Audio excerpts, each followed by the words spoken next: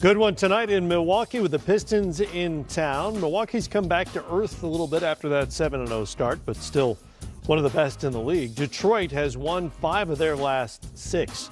The Bad Boys backcourt of Isaiah Thomas and Joe Dumars recently reunited. For Isaiah on point to discuss the current state of their beloved Pistons. Players only? Players only. Detroit's playing pretty well. Yeah. Dwayne look like he has him playing well. I like it. Yeah. I like where they're headed right now. I love the way your draft pick, Drummond, has come around. Mm-hmm. And, you know, when you drafted him, you left a good foundation to build off of. Yeah. The way the NBA is now, the best players, you have to draft them so young. So young, until you have to account for those 2 or 3 years just to grow up. Yeah. You know what I'm saying? Like, just to grow up. And so a lot of these guys, you look at them early on and yeah, there's some concerns.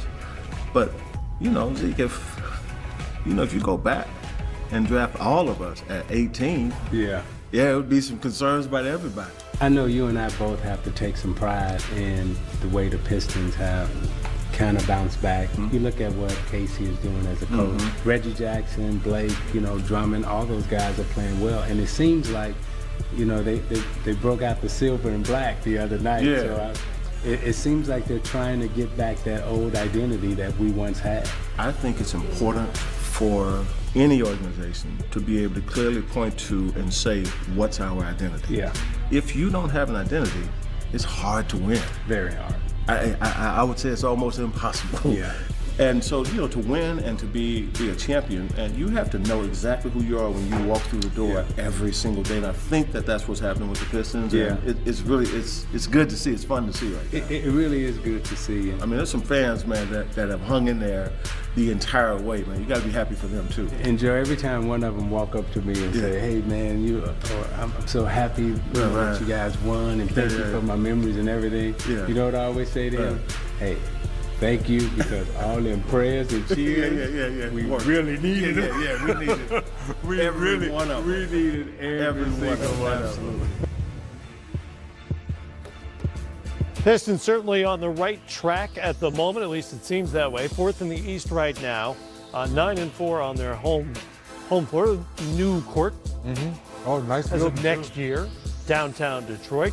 Andre Drummond, rebounding machine as always, and Blake Griffin has settled in, a very productive guy. Listening to Zeke and Joe talk about the Pistons and about identity, of course, their identity is easy to recall. They were the Bad Boys. That kind of told you who they were. What is the Pistons' identity moving forward? Moving forward is pointing forward, and it's all about Blake Griffin. And being there the other night, Sekou, for the players-only game, was the first real egg they've laid in a while, because they were playing pretty good basketball. The Warriors just come in town. They beat them pretty confidently. But Russell Westbrook and OKC came in with their defense and kind of took them out of their game. But after talking to Coach Casey, to your question, Matt, that Coach Casey and Blake from day one had one of those conversations that we as players always want to have. Coach, what is my role? I'm playing through you, period. Reggie Jackson, I'm taking the ball out of your hands. We're playing through Blake. And when you talk to all the players, after week 1, after week 2, oh, Blake's willing to share. We thought it was all Lob City. And then Blake said, no, go back to when I was in high school. I was a guard my freshman and sophomore year. He had one of those growth spurts like Anthony Davis. His daddy was a high school basketball coach. So his overall game has always been solid, just we hadn't seen it in a long time. And Dwayne Casey has tapped back into that Sekou, and that's why he's off to a fast start. Yeah, I saw Case in Vegas, during Summer League. And, being from the state of Michigan, growing up watching the Pistons, I walked up to him and I told him the truth. I said, listen, there are a lot of people I know back home who are really happy the Coach of the Year is coming to Detroit because they understood what he built in Toronto. You take that template with the young talent they have, which to me is still untouched in terms of what Luke Kennard, Stanley Johnson, and some of those younger guys can do. Blake has been a bonus, being able to get Blake Griffin and him being as effective as he's been as the point player for that team. I don't care what his position is. Right. I've been arguing about this for the last 2 years. I felt like Blake's game had evolved with the Clippers even, and he wasn't getting credit for for becoming the player. Remember when we first got in the league and we used to stay up late at night? Yes, must see watching West Coast BG, games must see and texting BG. about- Yes, Right. come on. What did we all say then? Yeah. Man, if Blake ever develops the rest of his game, he's Right. going to be dangerous. Well, he's dangerous. Yeah. He's going to be an all-star in the Eastern Conference this year. He's going to lead this team potentially into the playoffs where they could make noise. They have one of those rare combinations in the league right now, and he and Andre Drummond, where not everybody's going to be able to match big man for big man like that in a playoff setting. I love what they're doing. It's going to take some more bumps in the road, I'm sure, to get the right group playing the right way. But Case has got him on the right path, and I think Blake is playing fantastic. You start there in the Eastern Conference right now, you got a chance to make some noise. It's an interesting reset to build around Blake Griffin at this point in his career. He's 29. He's in his prime, theoretically. He's had a lot of injuries along the way, but he is only 29. They're on the hook for the contract, which is formidable. 3+ more years, 120 million, something like that. Starting from this point, is he the centerpiece of a contending team if it all works out? It depends on what else you add to that mix. But I would tell you, you wonder about a guy's contract and how it looks in 2 and 3 years. His deal's going to look pretty good when you think about what John Wall and some other guys are going to, in terms of just salary in the next 2 to 3 years. If he's still really productive. If he's still productive like this in 2 or 3 years, that to me, that is going to be not a bargain, but certainly worth every penny if Blake Griffin can be the change agent you think he could be for this group in Detroit. I think his game now, even more so than when he was younger, is perfect for this, today's NBA, because he's a big guy who can facilitate for everybody else and get his own shot. Right. He handles the ball and shoots it well outside on the perimeter. He's the prototypical power forward, point forward for today's game, much like what I think Chris Bosh was at the peak of his career. Maybe a little underrated, but maybe not the number one player on a championship team. But depending on what else, you can add to the mix in Detroit, Blake could be very, very important to a winning situation in Detroit. And for the marketing people in Detroit, they're happy. Huge. Because the kids are still there before the game. Blake. So he still has some star power left, along with his game changing a little bit. Well, don't kid yourself. That was part of the equation. That's When they right. brought him in. Yeah, They wanted that's to right. generate Make some sure. excitement in that building. So far, so good. Put some butts in the seats, That's as right. they say, as That's well. right. That never That's right. hurts. Never hurts. All right, keeping an eye. You sat down with Steph Curry. Klay Thompson, your teammate, he broke your record earlier this year when he hit 14 against Chicago.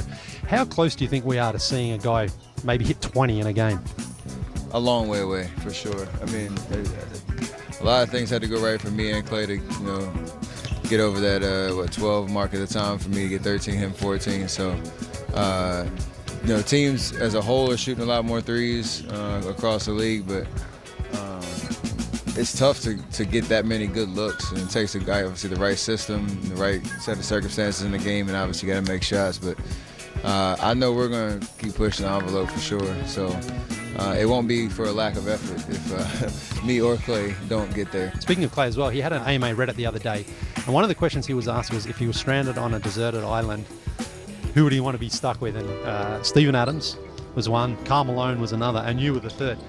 What I want to know is, if you were stuck on a deserted island, who's the one player you would not want to be stuck with?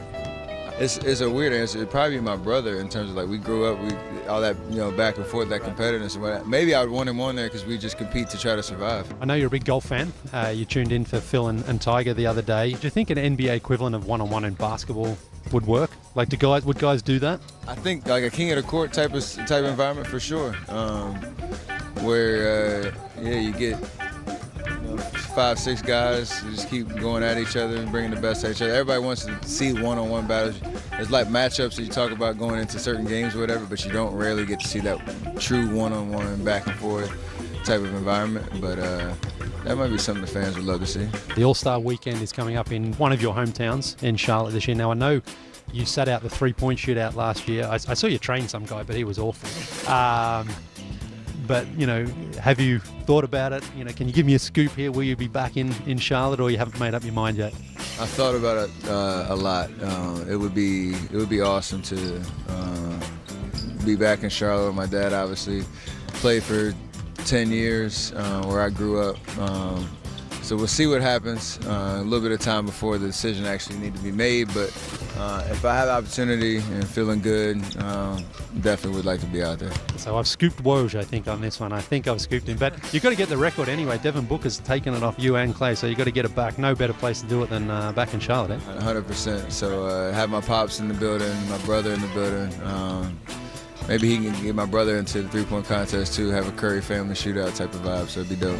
Well, if you do, good luck, man. And good luck for the rest of the season. Thank you very much, man. Who are we kidding? That could be the contest. That'd right? be fun. That'd be fun. Dell, Seth, and Steph. That might be the whole thing right there. There you go. Cleveland still leading Golden State, and Steph has the feeling tonight. 6 of 9 from the great beyond. He has 25 already. But with the Warriors trailing, figures to get big minutes tonight. Could be a big number by the end of the night.